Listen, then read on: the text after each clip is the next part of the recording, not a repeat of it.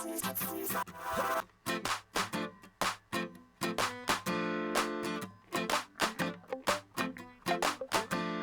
장사하자 아 장사하자 아 장사하자 먹고 살자 오늘도 방실방실 밝은 대한민국의 하늘 웃음 가득 행복 가득 여기는 야암상가 시장입니다. 저는 보이는 라디오 DJ 우정호입니다. 아무것도 보이지 않는 어두움 속에서 지푸라기라도 잡고 싶습니다. 알라 하나님 부처님이여 아 장사하자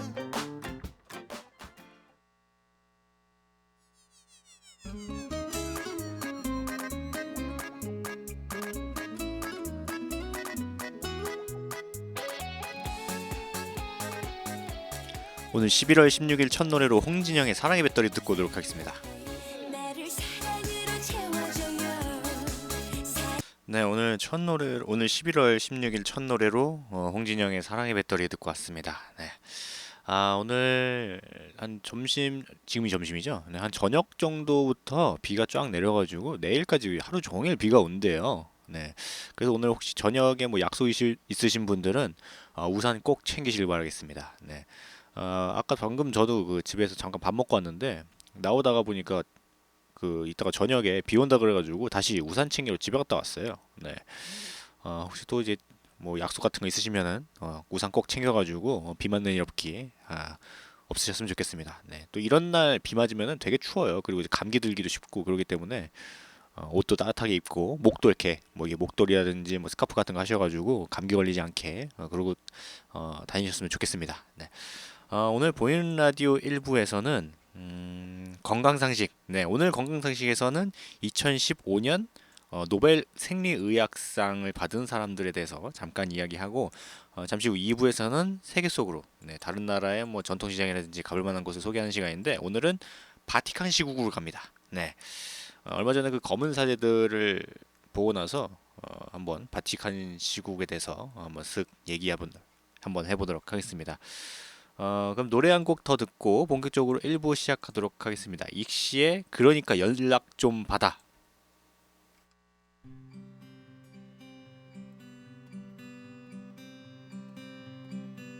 다음 날 아침 지금 네, 오늘 1부 들어가기 전에 익시의 그러니까 연락 좀 받아 듣고 왔습니다. 네, 연락 좀 받아. 네.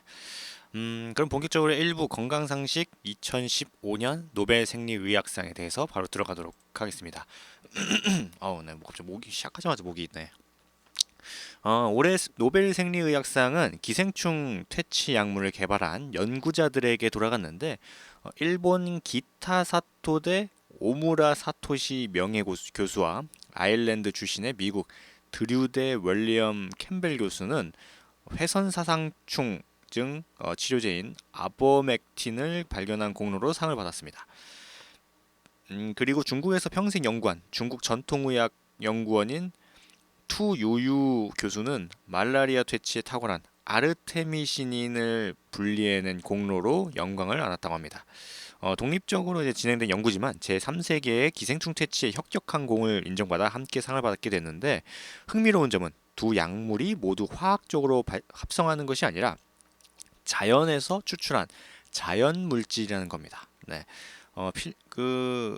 굉장히 뭐 이렇게 인위적으로 합성을 하거나 뭐 그렇게 해서 만들어지는 게 아니라 그냥 그 자연에 있는 거를 발견하고 그렇게 된 거라서 굉장히 이게 의의하는 바가 굉장히 크답니다. 먼저 그 사토시 교수와 캠빌 교수의 업적부터 살펴보면은 그들은 회선사상충 치료제를 개발했습니다. 회선사상충증은 하천실명이라는 별명으로 더 유명하게 되는데 회선사상충을 옮기는 흑파리가 유속이 빠른 하천 주변에 살기 때문에 이런 별명이 지어졌다고 합니다. 흑파리가 잔뜩 있는 강에 뛰어들거나 아니면 주위에 있을 경우에 흑파리를 통해서 성체 회선사상충이 사람의 몸으로 이게 침투하게 되는데 성체는 사람 몸속에서 또 하루에 한 1000마리 이상 새로운 유충을 만든대요. 이런 유충들은 피부와 눈에 아주 치명적이라고 합니다. 네, 극심한 고통과 가려움을 동반하고 반복적으로 감염되면 이제 시력을 잃을 수도 있어서 회선 사상충이 한창 기승을 부리던 1970년대에는 서아프리카 한 마을의 성인 절반이 맹인이 됐을 정도로 이게 굉장히 심각한 지금 아프리카의 그 병 중에 하나라고 합니다. 서아프리카에서는 회선 사상충 때문에 사람들이 강가를 피해서 황무지로 이주하면서 큰 경제적 손실을 입기도 합니다. 사람이 그 또 뭐 이렇게 강가나 이런 데서 발전하기 쉽잖아요. 역사적으로 그 보면은 이제 뭐 우리나라는 뭐 한강이라든지 아니면 울산 뭐 태화강 뭐 이런 것처럼 강을 끼고 이제 도시가 마을이 이게 발전이 돼야지 굉장히 빨리 네, 빨리 이게 되는데 뭐 이게 여기 아프리카에는 강가에 이렇게 뭐 흙파리 같은 게 날라다니니까 사람들이 막 도망을 가는 거예요. 막 아예 강도 없는 곳으로 막 가고 그러니까 아프리카 내에서는 굉장히 경제적인 그런 손실도 굉장히 크고 뭐 그렇다고 합니다. 네.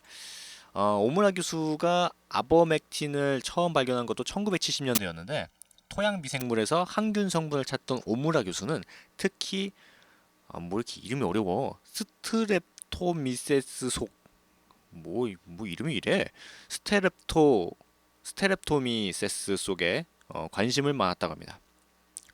스텝스 스트랩토미세스 속은 스트랩토마이신이라는 항생제를 만드는 것으로 유명한데 오무라 교수는 1974년 한 골프장의 토양에서 새로운 스트랩토미소스 속 방선균을 찾았습니다. 뭐 이렇게 이름이 어려워요. 네, 이 균은 기존과는 다른 새로운 화합물을 만들었는데 오무라 교수는 이를 아버맥틴이라고 이름을 딱 붙였다고 합니다. 네. 저는 뭐 이게 일본이라서 뭔가 일본적인 그런 이름을 붙일 줄 알았더니 이게 그냥 평범한 이름을 붙였네. 오무라 교수는 공동 연구를 진행하던 미국의 제약회사 머크에 아버맥틴을 보냈는데 이어서 오무라 교수와 함께 노벨상을 수상한 캠벨 교수 당시에는 이제 머크 책임 연구원이었는데 하여튼 이 캠벨 교수 팀은 아버맥틴이 동물 기생충을 치료하는 데 탁월한 효과가 있다는 사실을 확인하게 됩니다. 아버맥틴을 화학적으로 개량한 이버맥틴이라는 새로운 의약품을 만들기도 했는데 아버맥틴과 이버맥틴은 기생충의 글루타메이트의 존성, 염소 채널을 활성화시켜서 그 세포 내의 염소 농도를 높인다고 합니다. 이 음요인인 염소가 많아지게 되면은 과분극이 일어나서 신경 시스템이 완전히 그 마비되게 되는데 글루타메이트의 존성, 염소 채널은 인간 같은 그런 척추동물에는 존재하지 않아서 부작용도 거의 없다고 합니다. 이버맥틴은 미국에서 1970년대 후반에 처음 판매를 시작해서 1980년대에는 가축과 애완동물의 기생충 치료에 널리 사용했다고 합니다.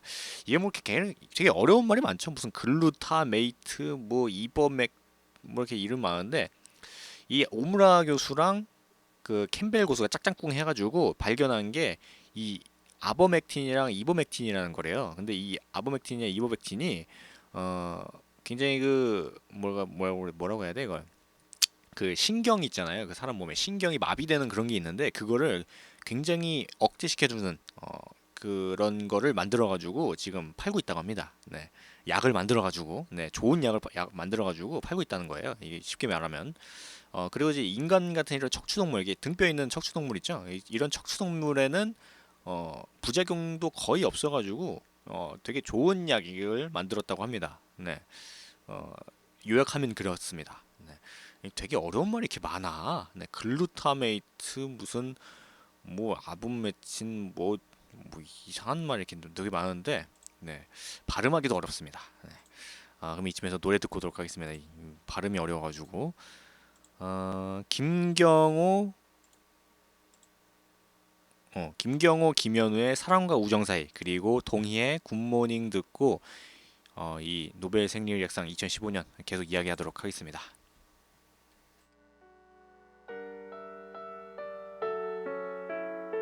네, 노래 듣고 왔습니다. 김경호, 김윤우의 사랑과 우정 사이 그리고 동희의 굿모닝 듣고 왔습니다. 네, 제가 그 개인적으로 나는 가수다 옛날에 했었잖아요. 그 MBC에서 나는 가수다에 나왔던 그 노래들 중에 가장 좋아하는 노래가 이 사랑과 우정 사이였습니다. 네, 여담이었고 다시 일부 건강상식에 대해서 다시 계속 이야기하도록 하겠습니다. 이 캠벨 교수와 이 머크는 이버메틱을 이제 회선사상충에 사용할 수 있다는 사실도 밝혀냈는데 이버맥틱이 회선사상충과 비슷한 동물 기생충에 효과가 있다는 데 착안해서 임상시험에서 효과를 증명했습니다. 머크는 1987년 이버맥틱의 미국 식품의 약국 승인을 앞두고 필요로 하는 모든 사람에게 이버맥틴을 무료로 나눠주겠다고 발표합니다. 네, 이때부터 해마다 매년 150만 명 이상 머크 기부 프로그램으로 이버맥틱을 제공받고 있다고 합니다.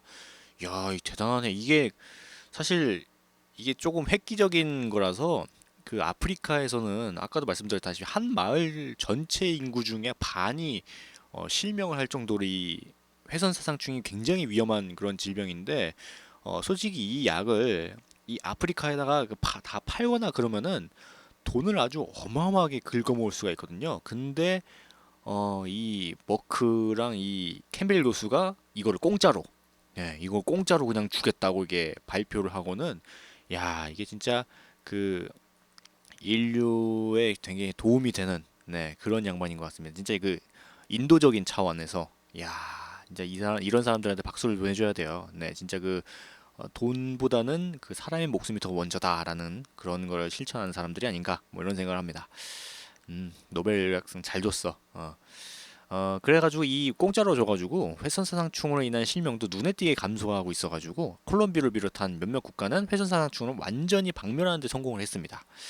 WHO는 2020년에 회선사상충을 박멸할 수 있을 거라고 지금 예상하고 있을 정도로 지금 계속 이 이버맥틴을 이제 계속 무공짜로 이렇게 막 줘가지고 아프리카 뭐 남아메리카 하여튼 뭐 그런 약간 조금 제3세계 조금 약간 그 후진국이라고 하는 거죠. 네, 거기다가 이제 계속 공짜로 줘가지고 이 회선사상충을 완전히 박멸하게 지금 만드는 게 목표라고 합니다. 그리고 이제 이 양반들이랑 같이 노벨의학상을 받은 투 교수, 네, 투유유, 이 투 교수는 중국 전통의학에서 메르테미시닌을 찾았습니다. 에르테미닌, 뭐다 이름이 어려워. 아르 아르미 아르테미시닌이 개발되기 전에 가장 널리 쓰이던 말라리아 치료제는 키니네인데 뭐 다 이름이 이래. 뭐 하여튼 키니네는 열대지방에서 자라는 나무인 키나의 껍질에서 추출한 말라리아 치료제라고 합니다. 17세기 때부터 쓰이던 유서 깊은 치료제지만 1960년대부터 키니네가 듣지 않는 내성 말라리아 원충이 지속적으로 출몰해가지고 피해가 점차 늘어나고 있다고 해요. 약간 그게 돌연변이 같은 거죠. 네, 그래가지고 기존에 있던 그 말라리아 약으로 이게 잘 듣지 않으니까 지금 굉장히 그 머리를 아프던 중에 이 투 교수가 이거를 아르테미신인이라는 걸 발견해가지고 지금 말라리아 퇴치에 굉장히 큰 기여를 하고 있다고 합니다. 특히 열대지방에서 벌어지고 있던 베트남전에서 말라리아가 극성이었는데 전쟁을 치르던 동안 말라리아에 걸린 미군 숫자만 4만 명 이상이었고 반대편인 북베트남도 마찬가지였다고 합니다. 북베트남을 이제 돕던 중공군의 마오쩌둥은 1967년 5월 23일 베이징에서 비밀 회동을 열어서 500명이 넘는 과학자와 의사로 구성된 프로젝트 523을 출범했는데 이 프로젝트 523은 말라리아 치료제 개발 최우선으로 과제로 삼고 장기적으로 중국 천연약품에 대한 연구를 병행하기로 했다고 합니다. 과학을 천대하는 문화대혁명이 한창이던 당시로서는 굉장히 파격적인 결정이었어요. 네, 문화대혁명 이때 당시에 중국은 대단했죠. 예, 뭐 이렇게 문화대혁명을 해가지고 무슨 과학 무슨 뭐 이런 걸 굉장히 업치 여기고 막 그랬던 시기였던데 대단합니다. 네. 하여튼 투 교수는 프로젝트 523의 연구 책임자로 참여하게 되는데 그녀는 이제 말라리아로 인한 사망 대부분이 원충이 증식할 때 생기는 고열 때문이라는 사실에 주목하게 되고 모기를 매개로 체내에 침투한 말라리아 원충은 간에서 증식을 하는데 이때 적혈구에 큰 피해를 입히면서 고열을 일으킵니다. 증식만 넘기면 원충이 다시 조직에 숨어들어서 정상 체온으로 돌아와 생명이 위협이 되지 않는데 투 교수는 중의학에서 열성 질환에 그 효과가 있다고 기록된 약제로부터 치료제를 찾기 시작합니다. 200개 가량의 후보를 검토한 결과 1971년 개똥쑥에서 아르테미신인을 추출해서 이제 구조를 확인하게 됩니다. 음, 1979년에는 말라리아에 효과가 있다는 사실도 직접 확인하게 되는데 아르테미신인은 1990년대부터 말라리아 치료제로 널리 쓰이기 시작합니다. 투여 후에 48시간 내에 원충을 박멸하고 또 다른 어떤 말라리아 치료제보다 뛰어난 해열 작용을 보였습니다. 기존의 말라리아 치료제의 내성을 보이는 원충에 대해서도 굉장히 효과적이어서 지금 말라리아에 대한 그런 치료제로 지금 막 굉장히 널리 쓰이고 있다고 합니다. 네. 또 이것도 네, 이걸로 인해서 또 중국 사람들이 또 굉장히 좋아하겠구만. 네. 네. 뭐 이런 거를 발견해가지고 발라리아 치료를 할 수 있는 그런 게 됐다면은 박수 받아 마땅한 게 아닌가 뭐 이런 생각을 합니다. 그럼 이쯤에서 또 노래 듣고 오도록 하겠습니다. 김창남의 선녀와 나무꾼 그리고 조영남의 모란동백 듣고 계속 이야기하도록 하겠습니다. 네, 노래 듣고 왔습니다. 김창남의 선녀와 나무꾼 그리고 조영남의 모란동백 듣고 왔습니다. 네, 지금 보이는 라디오 일부 건강상식 2015년 노벨 생리의학상에 대해서 이야기하고 있습니다. 네. 현재 그 WHO에서는 아르테미신인에 대한 원충의 내성을 막기 위해 아르테미니신인 병용요법을 말라리아 표준치료법으로 권고하고 있는데 병용요법은 아르테미신인과 다른 말라리아 치료제를 함께 사용하는 방법입니다. 아르테미신인 내성 원충이 생기더라도 다른 치료제가 그 개체를 공격해서 내성 원충이 확산되는 것을 막게 되는데 이 병용요법으로 2004년에는 연간 95만 명에 달하던 말라리아 사망주 수가 2013년에는 58만 명으로 줄어가지고 특히나 어린이 말라리아 사망률이 아주 크게 감소했다고 합니다. 네, 최근에는 우리나라 제약회사도 말라리아 이런 병용하는 그런 치료제를 개발하는 데 성공해서 국산 신약 16호로 허가된 피라맥스는 아르테미신인을 개선한 아르테수네이트 뭐 다 이름을 이렇게 어렵게 만들어놔. 아르테수네이트와 또 다른 화합물인 피롤리지 야 진짜 이름 미치겠다 이거. 피롤리지닌이 섞인 말라리아 치료제가 바로 이 피라맥스라고 합니다. 유럽의약국은 2012년 피라맥스의 사용을 허가해서 이게 이제 우리나라에서 만든 약이 또 유럽으로 또 수출이 되고 있다고 합니다. 그럼 왜 천연물을 이제 연구하게 되는 걸까요? 네, 올해 노벨 생리의학상을 수상한 연구는 모두 자연에 존재하는 자연물에서 새로운 신약을 찾았다는데 굉장히 큰 의의가 있는 건데 어떤 물질도 합성할 수 있는 것 같은 그런 현대에서도 천연물 연구가 계속되고 있습니다. 현재까지 약 16만 종의 화합물이 자연에서 발견하게 됐는데 자연에서 인간과 함께 진화한 천연 화합물과 그 천연 화합물은 합성 화합물은 이제 이 천연 화합물에 비해서 독성이 적습니다. 네. 자연계 곳곳에 존재하다 보니까 원재료를 얻기도 쉽고 또한 일반적인 합성 과정으로는 상상할 수도 없었던 새로운 골격의 물질을 발견할 가능성도 높아서 실제로 천연 화합물의 경우 약 한 40% 정도는 그 합성 화학으로는 얻는 게 불가능하거나 합성이 매우 어려운 독특한 구조로 이루어져 있어서 이 천연물에 대해서 이제 얻게 되는 그런 신약 같은 거는 굉장히 큰 의미가 있다고 합니다. 이번에 노벨상을 수상한 아르테미 신인을 인공적으로 합성하기 위해서는 128개나 되는 아르테미 신인 입체 유사체가 필요하게 되고 이마저도 여러 화학적 후처리 단계를 거쳐야지 이게 또 이제 시도조차 할 수가 있다고 합니다. 그래서 이제 개똥쑥이 없었다면 과학자들이 처음부터 아르테미 신인을 합성하기는 어려웠을 거라고 이제 이야기를 합니다. 이런 천연 화합물에 대해서 현대 과학을 접목할 경우에 새로운 시너지 효과를 기대할 수가 있습니다. 천연물 연구자들이 새로운 천연물을 찾아내서 보고하면 분자 생물학 그리고 단백질학 등을 기반으로 한 현대 과학이 효능을 과학적으로 평가하는 연구 방법부터 이제 정착시켜야 되는데 천연물 연구 초기 단계부터 현대적 연구와 병행해서 연구 효율을 높여간다고 합니다. 천연물질을 대량 생산하기 위해서 생명공학적 방법을 활용할 수도 있는데 식물이나 동물이 만들어내는 천연물은 아무래도 공장에서 만드는 화합물에 비해서 대량 생산이 어렵다고 해요. 네. 가령 미국 이제 UC 버클리대 화학공학 대학과 제이 키슬링 교수가 유전자를 편집해서 개발한 아르테미신인 합성 미생물은 현재 아르테미신인 수요의 3분의 1 이상을 담당하고 있다고 합니다. 아무래도 천연물질에서 이제 뽑는 거라서 이게 굉장히 많이 한 번에 많이 이렇게 뽑아낼 수가 없대요. 그래가지고 이제 아무래도 그 적은 양을 좀 대체하기 위해서 저 합성을 한 그런 화합물을 조금 빼가지고 만든다고 합니다.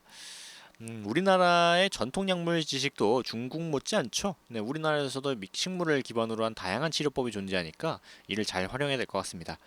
노벨상 수상자들이 처음 개발한 약물을 발전시켜서 더 효과가 뛰어난 치료제를 완성했듯이 새로운 약에 대한 지속적인 투자와 연구자들의 협력이 필요하게 됩니다.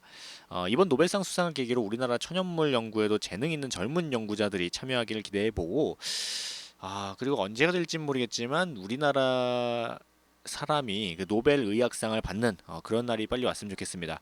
네, 또 우리나라에 또 그 위대한 그런 의학자들이 많잖아요. 네, 우리 허준 형님이라든지 아니면 그 뭐야 저 누구지 저거 갑자기 이름이 그 뭐야 저 태양인 이재만가? 네, 이재만 형님도 계시고, 네, 다양한 그런 뭐 의학자들이 많았으니까, 조만간 또 우리나라에서 그 노벨 의학상을 받는 그런 의학자가 나오면은 좋지 않나, 이런 생각을 합니다. 그러면 이제 벌써 1부가 끝났어요. 네, 이렇게 뭐 주절주절 얘기하다 보니까 또 1부가 끝났는데, 1부에서 2부 넘어갈 때, 또 저희 노래교실 노래를 듣고 알겠죠? 어딨냐? 노사연의 바램, 조은성의 곰배령, 강진의 어느 구름에 비들었는지, 그리고 베이로의 오뚜기 인생, 김선미의 림마중, 성희의 사랑도둑, 조항조의 사랑이 밥이더냐, 그리고 나훈아의 짜다라 잘난 것도 없는 님이시여까지 총 8곡 노래 듣고 잠시 후 2부 세계 속으로에서 뵙도록 하겠습니다.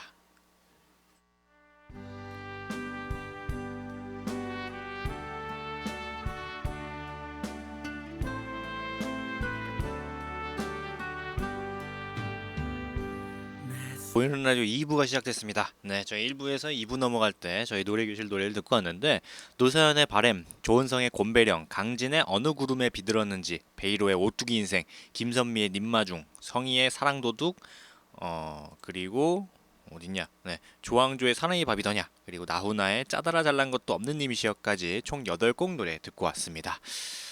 그러면은 오늘 2부 세계 속으로 바로 들어가도록 하겠습니다. 오늘 그 세계 속으로는 아까 말씀드렸다시피 바티칸 시국에 대해서 아주 잠깐 한번 이야기합니다. 네, 바티칸 시국이라고 하면은 일단 그 세계에서 가장 작은 주권 국가이자 카톨릭의 총 본산이죠. 네, 그 바티칸 시국을 얘기하는데 이게 굉장히 그 양이나 뭐 이런 자료들이 굉장히 많아가지고 이거 어떤 걸 할까 이제 막 하다가 보니까 좀 많이 추렸어요.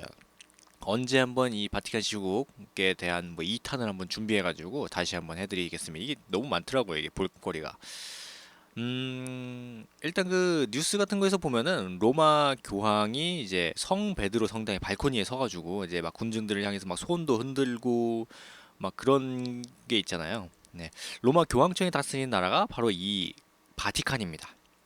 여의도의 6분의 1 정도 크기밖에 되지 않는 이 작은 나라가 품고 있는 예술품은 어마어마해요.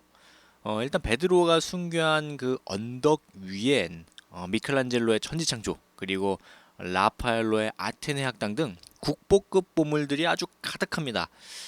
종교화지만 그들의 숭고한 생애와 감동 어린 작품을 마주하고 보면은 천재적인 예술성에 압도되고 마는데, 미술에 대한 그런 전문 지식이 부족하다면 가이드 투어도 같이 해가지고 하면 좋을 것 같은데, 솔직히 이런 가이드가 없어도 그냥 보는 것만으로도 와 하고 입이 벌어질 정도입니다. 역대 교황들이 수집한 방대한 미술품, 이 바티칸 미술관에 가면은 있는데 세계 최대 규모의 박물관 중에 하나입니다. 레오나르도 다빈치, 뭐 미켈란젤로, 라파엘로 등 세계 미술사에 큰 획을 그은 천재 예술가의 작품을 소장하고 있는데, 16세기 교황 율리오 2세는 일반에게 바티칸 소장품을 공개하기 시작했고, 18세기부터 교황이 거주하던 궁이 미술관으로 개조하게 됩니다. 바티칸 미술관은 그 천지창조가 있는 시스티나 예배당을 중심으로 로마 조각을 소장하고 있는 피오 클레멘티노 박물관, 그리고 12세기부터 18세기의 회화 작품이 있는 피나코테카, 이탈리아 각 지역의 지도가 모여 있는 지도의 방, 그리고 솔방울 정원이라고 불리는 피냐의 알뜰방 등 24개의 미술관과 1,400개의 방으로 이루어져 있습니다.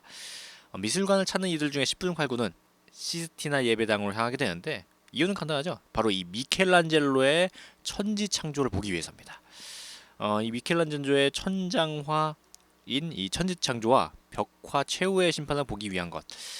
출구를 등지고 서면은 두 대자가 한꺼번에 감상할 수 있어서 감동이 물밀듯이 찾아오게 되는데 인파들에 밀려서 가만히 서서 작품을 감상하기 힘들 정도입니다. 사람들이 워낙 많이 보러 오다 보니까 아주 사람들이 바글바글해요. 네, 거기다가 이 천지창조라는 이 작품이 천장에 붙어 있어요.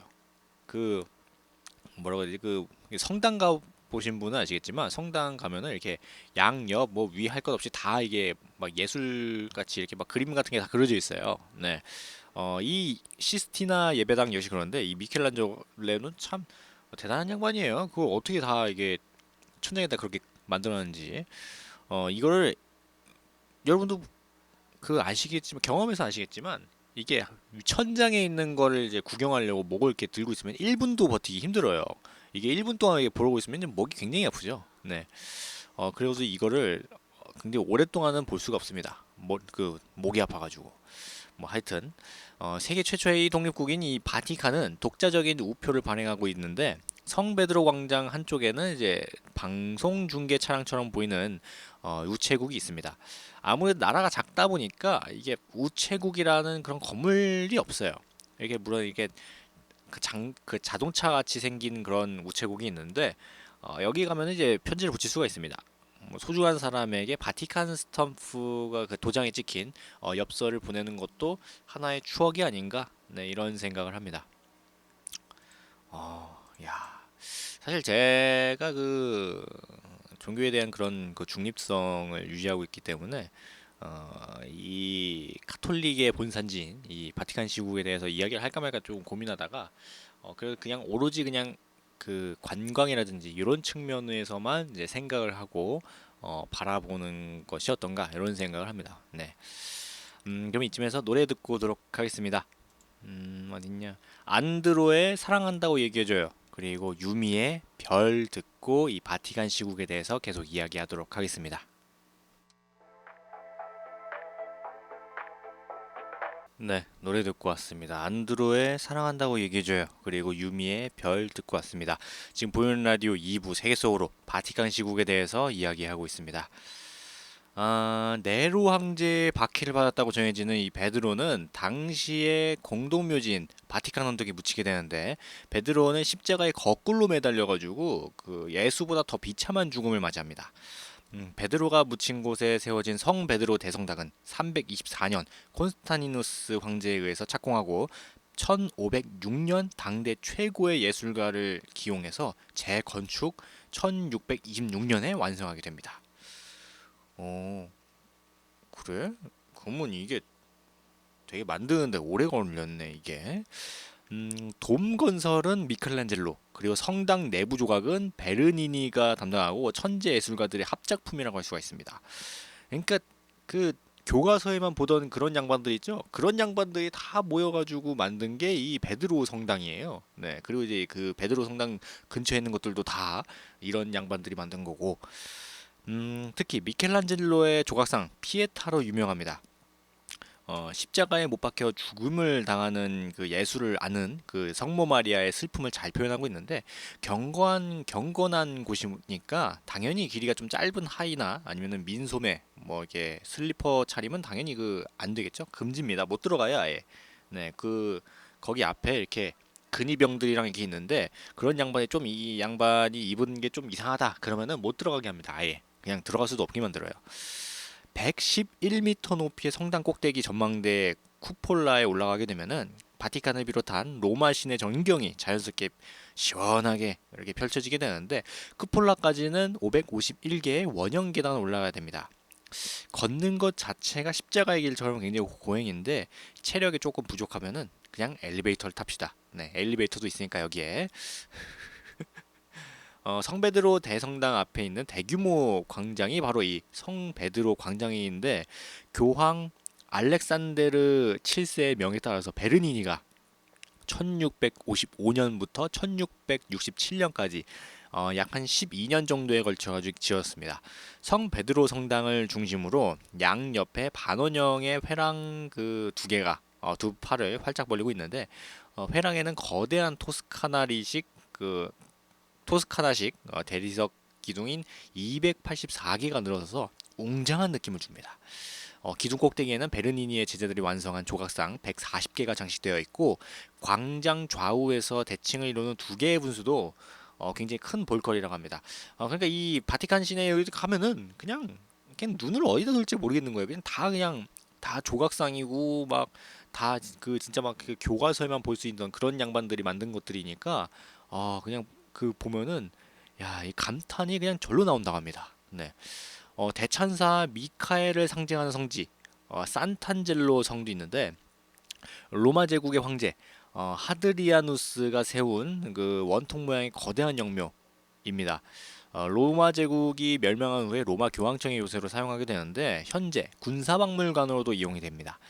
6세기 로마의 흑사병이 크게 번졌을 때 당시 그레고리오 대교황이 기도를 드리다가 대천사 미카엘이 산탄젤로 성 위에 나타나서 칼을 이게 칼집에 넣는 환상을 보게 되는데 신기한 게 이 환상을 본 뒤에 흑사병이 완전히 사라집니다. 네. 바티칸에서는 이거를 기적으로 인정하고 성지로 지정을 해서 성 꼭대기에는 대천사 미카엘 동상이 로마를 굽어보고 있습니다.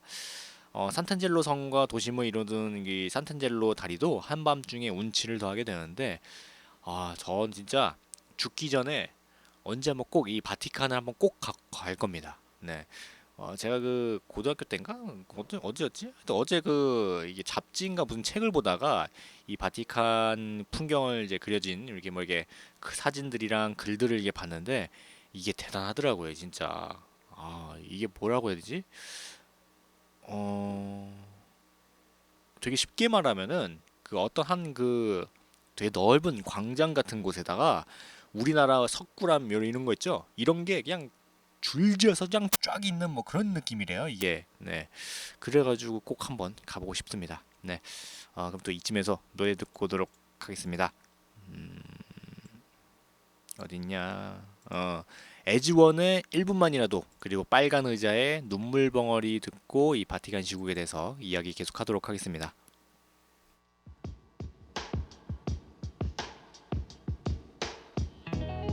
네, 노래 듣고 왔습니다. 네. 에즈원의 1분만이라도 그리고 빨간 의자의 눈물 벙어리 듣고 왔습니다.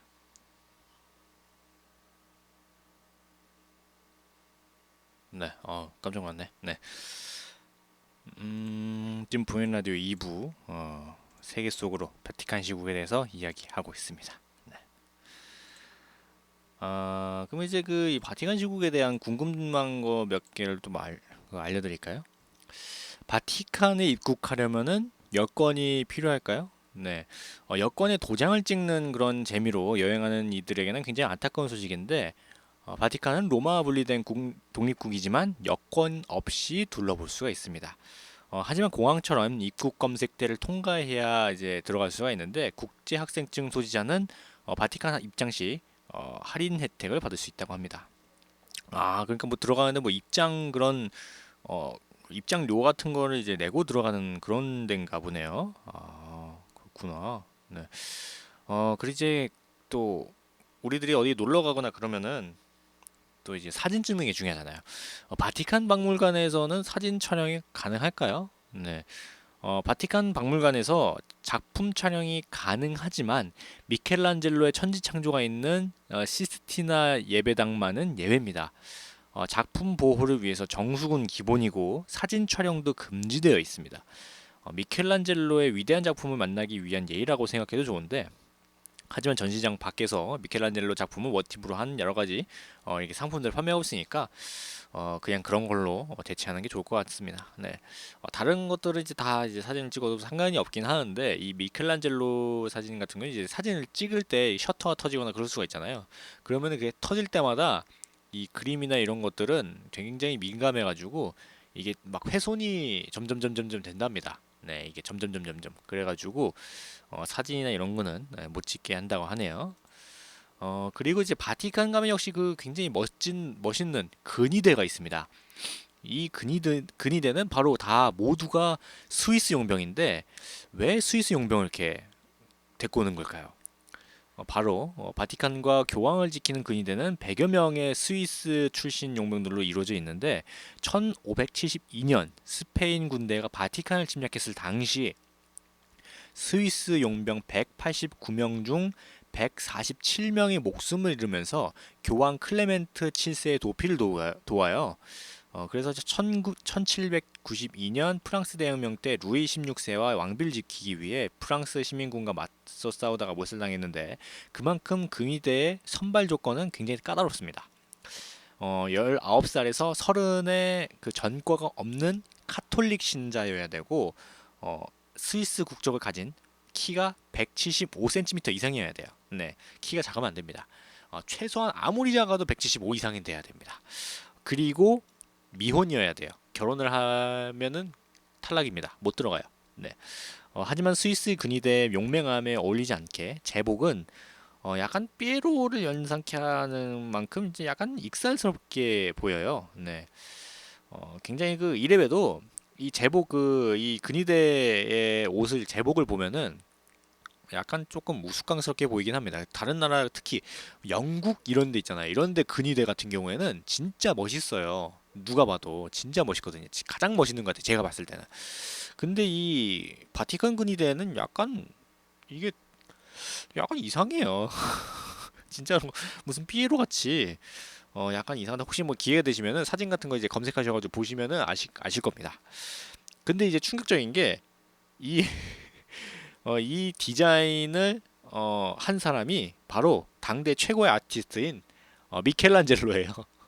네, 아주 천재죠. 네, 이 미켈란젤로가 디자인을 해가지고 이거를 바꿀 수도 없고 그냥 계속 쓰고 있다고 합니다. 더군다나 이거는 동복만 디자인을 해가지고 여름에도 두꺼운 옷을 입고 있어야 돼서 굉장히 그 여름 같을 때는 바티칸 근위대 양반들은 이제 근위대니까 뭔가 위엄이 있고 멋있어야 되잖아요. 그래서 뭐 이렇게 더운 티를 내면 안 돼요. 근데 그 이제 근무 시간이 끝나고 이제 숙소로 가면은 땀이 그 나가지고 막 땀띠랑 뭐 이런 거랑 막 해가지고 장난이 아니에요. 피부병 잘 걸린다고 합니다. 이 양반들이. 근위대도 힘들어요. 네. 근데 이 근위대가 그만큼 뭔가 그 명예롭고 영광을 주는 뭐 그런 거라고 합니다. 뭐 이런저런 얘기하다가 또 2부가 끝날 시간이 됐는데 이 외에도 이제 바티칸에 대한 이야기가 굉장히 많아요. 그래가지고 이걸 언제 한번 이 바티칸 시고 제 2탄을 준비해서 또 이제 쭉 한번 이야기를 풀어보도록 하겠습니다. 이렇게 오늘 보는 라디오 1부, 2부 이렇게 끝났는데 아까 1부에서는 건강상식 2015년 노벨 생리의학상 수상자에 대한 그런 이야기를 잠깐 해봤고 2부 세계 속으로에서는 이제 바티칸 시국에 대해서 또 잠깐 이야기를 했는데 또 어떠셨는지 모르겠습니다. 뭐 아직은 비가 안 내리고 있죠? 제가 여기서 보면은 이제 비가 아직 안 내리고 있는데 저는 오늘 저녁부터 전 내일까지 비가 오는 줄 알았어요. 내일까지 비가 오는 줄 알았는데 목요일 아침까지 비 온답니다. 목요일 아침까지 그냥 쭉 계속 그냥 주구장창 비 온다니까 우산 꼭 잘 챙기시고 그리고 옷도 좀 따뜻하게 입고 하셔가지고 건강 관리 잘 하시고 이렇게 저희 시장을 찾아주시면은 감사하겠습니다. 무엇보다 건강이 가장 중요하니까요. 네, 건강이 최고입니다. 네. 그리고 저번 주 이제 퀴즈 때 당첨되신 분들이 있는데 네, 아직 안 받으러 오셔가지고 네. 제가 저 바구니 다시 받아가지고 다시 알려드릴게요. 이거 받아야 되는데 왜 안 오시나? 네. 그런 의미에서 이번 주 퀴즈 다시 알려드릴까요? 저기 어딨냐?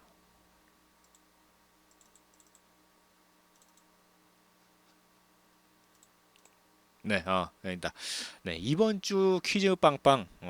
저 많이 또 벌써 또 많이 또 참여해 주셨어요. 네. 정답이 굉장히 쉬운가 보네. 네. 한번 다음 주에는 더 어려운 거를 제가 준비를 한번 해보도록 하겠습니다. 이번 주 퀴즈 아시는 분들은 정답과 성함 그리고 연락처를 적으셔서 저희 보이는 라디오 주시면은 이번 주 목요일 날 이제 추첨을 한 다음에 금요일 날 이제 발표를 해서 저희 상품을 또 드리도록 하겠습니다. 다음 중 매일 말싸움하는 곳은 어딜까요? 1번 집, 2번 마구간, 3번 경마장. 네. 정답이라고 생각하는 것과 성함 그리고 연락처를 적으셔서 저희 보이는 라디오 주시면은 추첨을 통해서 상품을 드리도록 하는데 저는 일부러 약간 헷갈리게 만들려고 함정을 하나 만들었는데 함정에 아무도 안 걸리시네요. 네, 너무 허술하게 해놨나? 네, 다음에는 좀 더 아주 복잡하게 또 만들어 보도록 하겠습니다. 너무 복잡하면 또 화나니까 네, 살짝만 복잡하게 어떻게 만들도록 하겠습니다. 오늘 보이는 라디오 마지막 끝 노래로 이해란의 백세 인생. 네. 이해란의 백세 인생 듣고 저는 물러나도록 하겠습니다. 내일은 또 저희 시민 DJ가 오기 때문에 저는 오후 1시 반에 찾아뵙도록 하겠습니다. 저는 야암상가시장 보이는 라디오 DJ 우정우였고요. 오늘 건강관리 잘 하시고 춥지 않게 좀 따뜻하게 입고 비 조심하시고 저희 야암상가시장 찾아주셔서 정말 감사드립니다. 저는 야암상가시장 보이는 라디오 우정우였습니다. 감사합니다.